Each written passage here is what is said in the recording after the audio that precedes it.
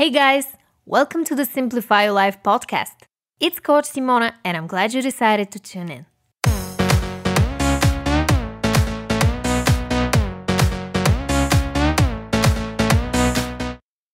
What's up everyone? In today's podcast episode, we're going to talk about a highly requested topic, and that is podcasting 101. And I will share with you all the things I wish I knew before starting my podcast. Plus, you will also get my recommendations for the best podcast setup for beginners, my tips on where to publish your podcast, and all that jazz. Now let's jump right into it.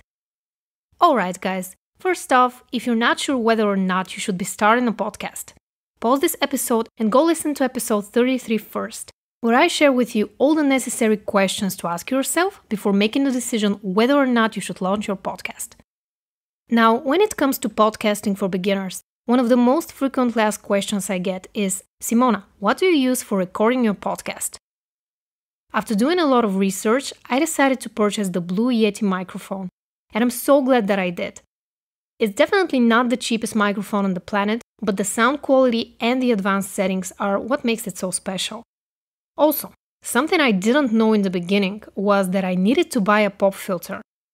If you haven't heard of pop filters before, they're noise protection filters for microphones, typically used in a recording studio.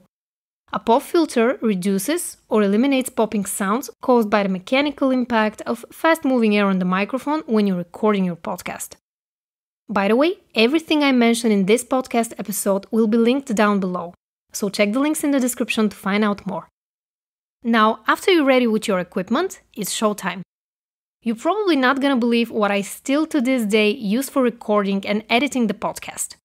GarageBand. Yep, the free software that every Mac comes with, and it's been a breeze. It has a relatively low learning curve, and you can do a lot of things with it.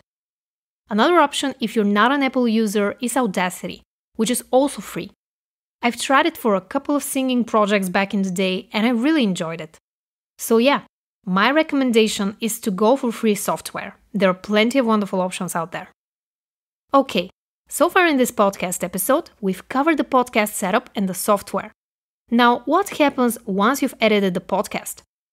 Before posting your first podcast episode, I recommend thinking of a compelling title for your podcast and a beautiful podcast channel art. You can use Canva to create some pretty amazing graphics for your podcast. Or you can hire someone from Fiverr to do that for you for $5 to $10. Alright, let's say you're ready to publish your podcast. The next important thing is to consider where you're going to host it. A podcast host is a place to store and distribute your podcast audio files. They provide a podcast RSS feed, basically a listing of all your episodes, that you will submit to Apple Podcasts or other platforms. Personally, I've been using Libsyn from the very beginning, and I have no intention of switching. I pay $20 per month, but if you're not in the position to invest in a hosting platform, Anchor.fm is also a great free option. Now, after you've decided where to host your podcast, it's important to think about the main topics you're going to cover in your podcast, which category you want to be in, what things you'd like to include in the description, and not forget to put a link to your website or social media profiles. The idea is to bring your listeners to another platform so you're not owned by the platform you use for hosting your podcast. Another great tip is to think of tags you would like your episodes to rank for. For example, if you have an educational podcast like this one, don't forget to mention self-improvement, personal development, mental health, etc. Now, let's say you're ready to hit the publish button. Where should you distribute your podcast?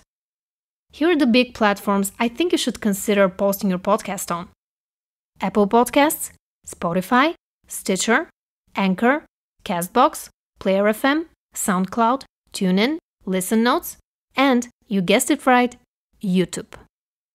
Now, here are some pros and cons when it comes to uploading on YouTube. Many people say it's not a good idea to post your podcast, especially if it's an audio file, because it can destroy your retention rate on your videos. I'm not gonna lie, there are some people who click off at the very beginning right after they realize that it's a podcast episode and not a video. So if you already have a successful YouTube channel or have the intention of uploading videos every week, I recommend not uploading your podcast on YouTube. But if your business takes up most of your time, which is exactly what happens in my case, and you can't prioritize uploading one new video every week and have no intentions of blowing up on YouTube, but you'd like to keep an engaged audience and have potential leads for your business on as many platforms as possible, I would say uploading your podcast on YouTube can be beneficial for you. For instance, I wasn't even thinking of making videos for my coaching business in my first year of starting out, so I just started uploading my podcast episodes. After seeing that there was demand for such topics on YouTube, I decided to make videos as often as I could to spice up my content and cultivate a deeper connection with my audience. So if that's the case for you, or your podcast episodes are also going to be recorded on video, my recommendation is to definitely upload your podcast on YouTube. Now let's talk a little bit about monetization. That's a very interesting topic. I haven't accepted a sponsorship so far because I think the trust of my audience is more important than making a little bit of money here and there. Since most of my revenue comes from my coaching business, my new book 111 Ways to Simplify Your Life, and affiliate links, I would only accept a sponsorship if I think it would benefit my listeners in some way, and I truly believe in the product or service that I'm promoting. So it all depends on your monetization strategy. For me personally, at this point in my business, I prefer to redirect my listeners to my paid digital products or free lead magnets that will potentially convert them into clients, rather than giving another brand the opportunity to distract them and convert them into their clients.